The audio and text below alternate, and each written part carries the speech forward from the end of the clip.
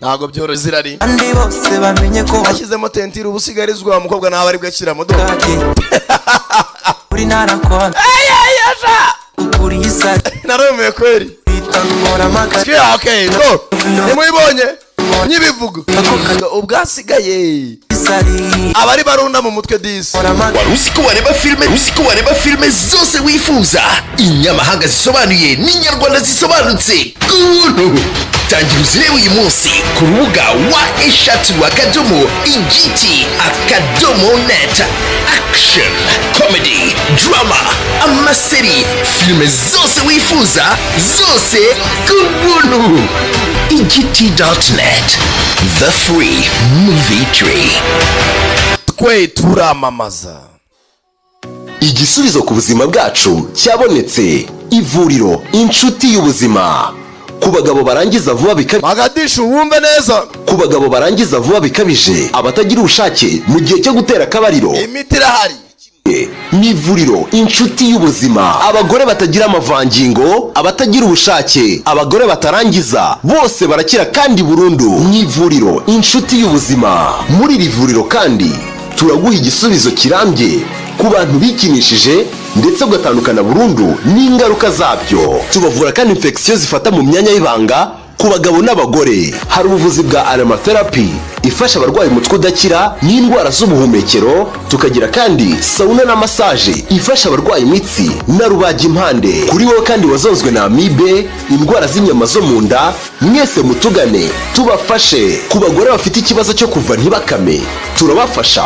mugakira burundu tubavura kandi amarozi y'ubwoko bwose yaba amategano amatamikano amahuherano n'ayandi ufite ikibazo cyo mu myororokere ubuhumekero inyama zo mu nda imitsi uruhu n'izindi ndwara igisubizo ni kimwe ni ivuriro inshuti y'ubuzima mu ivuriro inshuti y'ubuzima tubavura twifashishije ibimera ku bari mu ntara dushobora kubagezaho imiti mu buryo bwizewe duhamagare kuri telefone 0788 45 02 45 ushobora no kutwandikira kuri WhatsApp kuri iyi nimero waduhamagara kandi kuri 07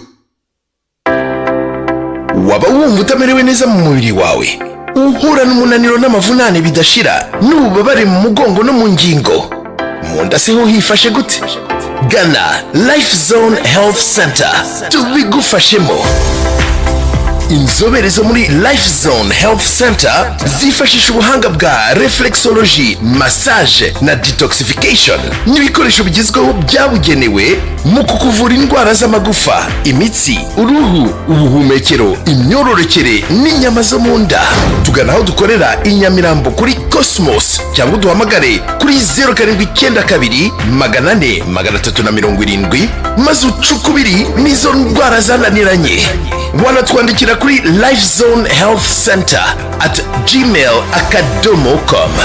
Life Zone Health Center. Ideas for better health.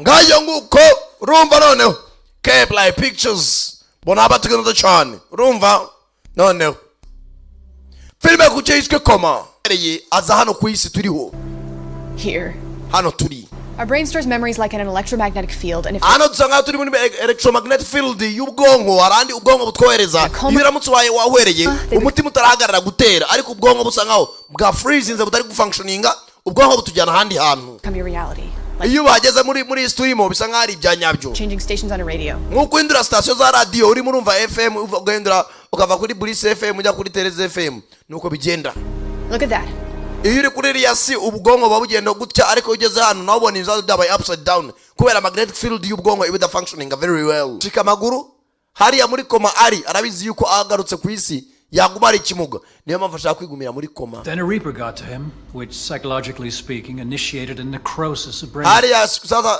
nuza reapers zamwataze zikamwica yahindutse akantu gato mu bwonko bwe ariko akantu kavurwa kongera kaguma muri koma. He would reveal the truth to everyone.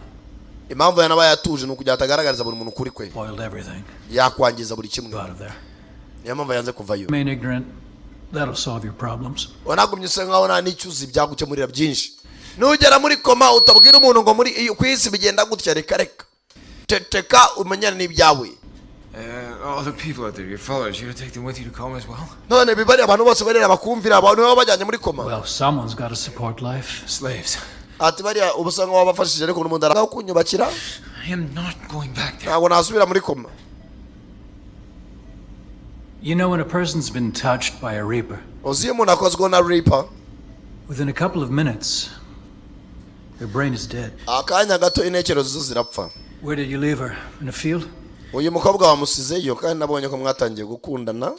That's strange, but it's pretty normal. Ni ibintu byoroshye kuri jye.